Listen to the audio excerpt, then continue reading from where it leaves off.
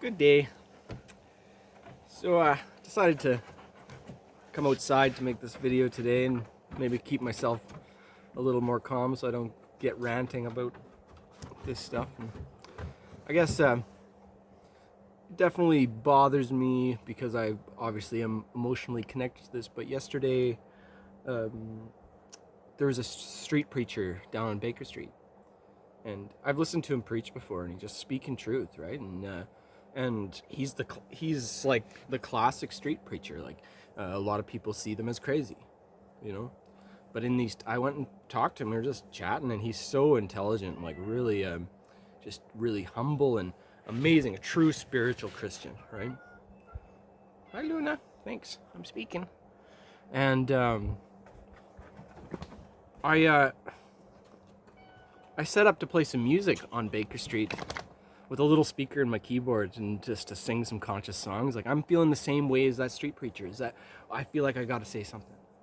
It's like we just have to stay in our truth, but I also feel like I need to spread truth. Like I want to sit on the corner and, play some reggae tunes and bring the spirit back to Nelson, And I see this guy coming down and doing the same thing.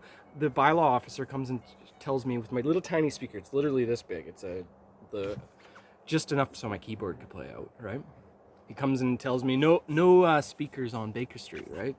So pretty much just kicks me off Baker Street for trying to do my own kind of street preaching in a sense, right? I wasn't busking. I wasn't asking for money. I was just there to play some music and share, right? So they kicked me off the street, and then I look, and I'm just kind of chatting on Baker Street with some people, and I notice the cops go up to the street preacher, and they're kind of surrounding him, and I notice somebody else comes and stands with him. I'm good. I'm like, okay. So I kind of walk over and I start watching it, and this brings up an emotional connection too, because this is the same people I saw in the Trail institution. It's all Christian people, like really truly spiritual Christians that live by their words, not just trying to signal virtue by being Christian, just like people signal virtue by being spiritual. Pseudo Christianity and pseudo spirituality, right? But these are the true spiritual people, and the people that are really trying to do something and stand out and let people know there's stuff going on, right? It's a spiritual war, and this is what it's about, right? They witch hunt these people.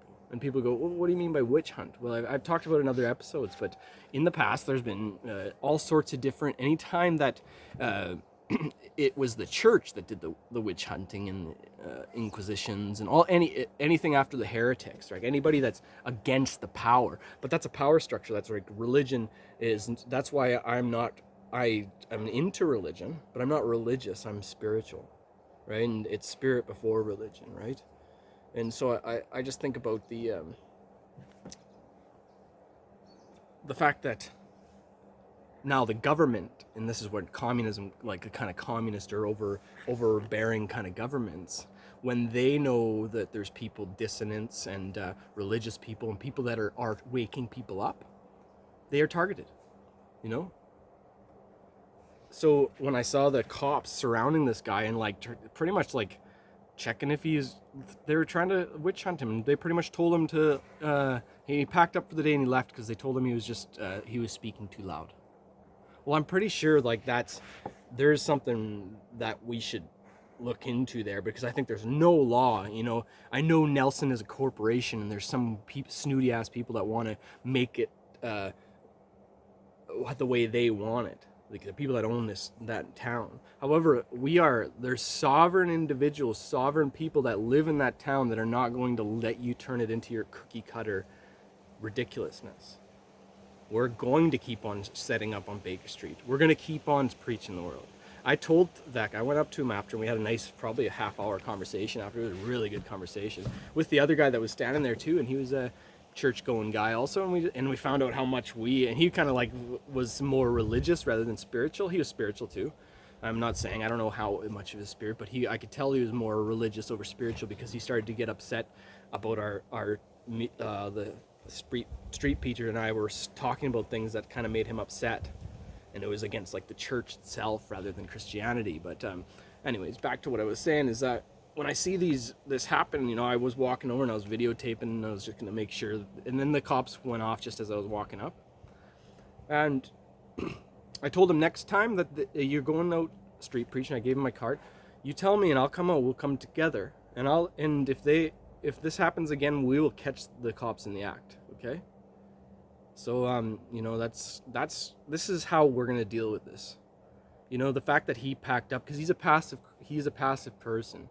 He's not passive like he wants to change things, so he's not just passive in that way. But I mean, if the law comes and pushes at him, he was passive. Obviously, myself, I'm more like, no, this is a pathology in our community that we need to deal with.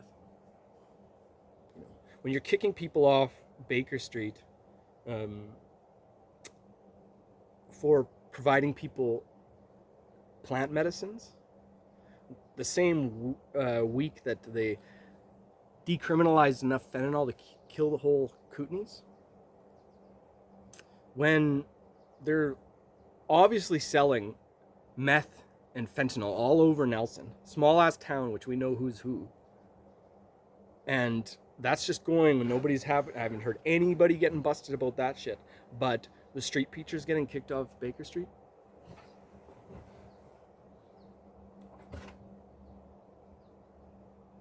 There's stuff going on we need to deal with. This slides in slow, but now they're bugging the street preachers. Man, no, it's not happening around here. When I was talking to this guy and we started talking about the gang stalking, and he had been gang stalked also. And he was stoked that he could talk to somebody about it. Okay? This is how they deal with these kind of people. Okay? People that are powerful and want to change things. This is what they do.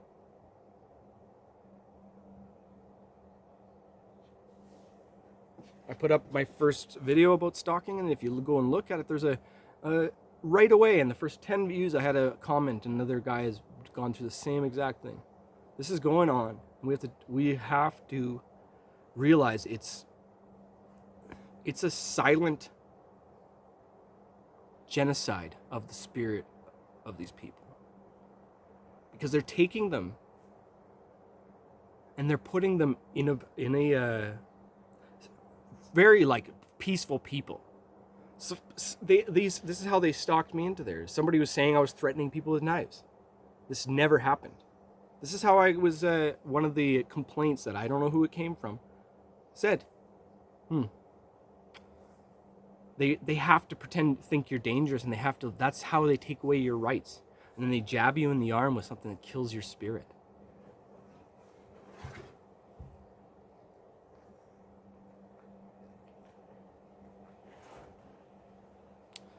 They do this through the police force. This is the stuff that's going on in our country. Wake up. We need to wake up. It is happening. Don't sit at home. We need to make some complaint. We need to have some discourse here. They're trying to just do it silently, as you can tell. All right? So when I feel like, as I noticed there, I start to get out of my spirit. When I start to get frustrated, right?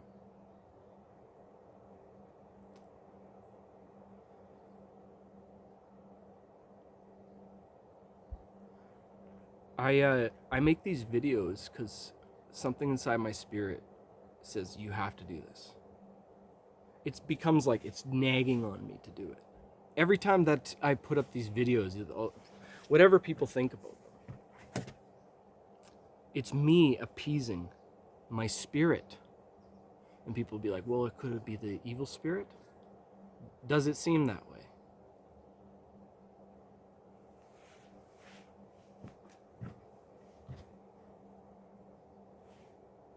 People are, you are way smarter than you think.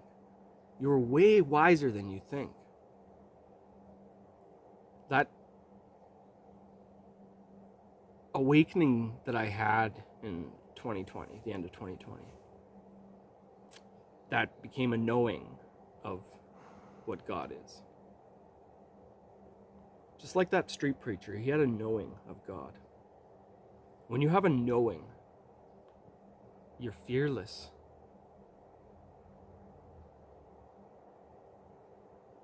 And fear keeps you out of your spirit. So it's like, that's why you have to work really hard to, whenever we go into anger and into fear and envy and all these things, they're just pulling us away from that true voice of God. And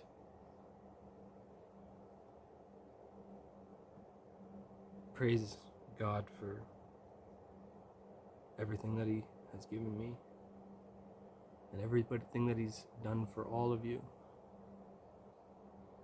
Because when we do things in our lives, we have to take responsibility.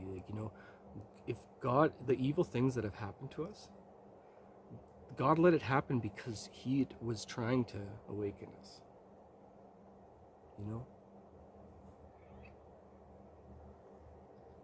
He's trying to tell us, no, that this, for example, this woman, she's no good for you. You're stuck in lust. You're stuck into that drug addiction that happens between two humans through lust. And I'm speaking on myself here, because with my ex, who's, that there was red flags that I put into the darkness to continue my drug use or my lust, And then it led me to some. It leads you to some pain and some crazy amount of anger, all the things that comes from the demon inside of you because you weren't listening to Jah. I'm talking about me. I wasn't listening to Jah. I was listening to my flesh. I was listening to my ego and to temptation. So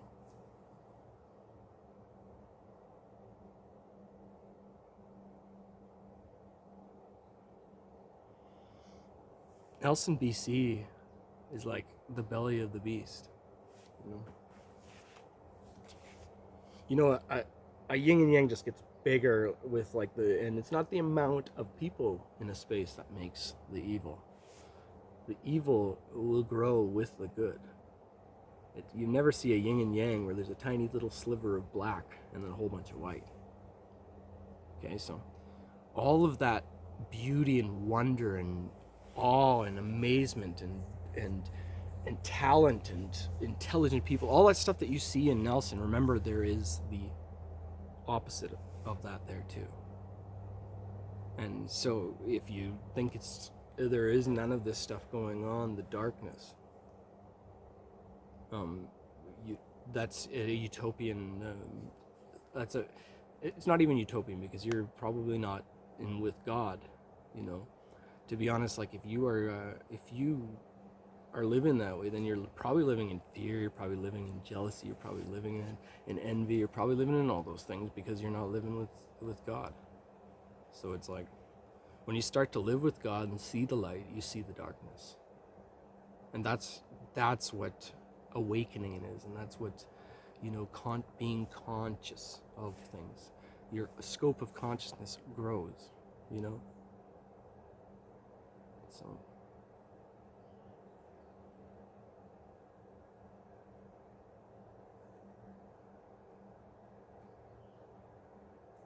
thank you, Father. Thank you, Father.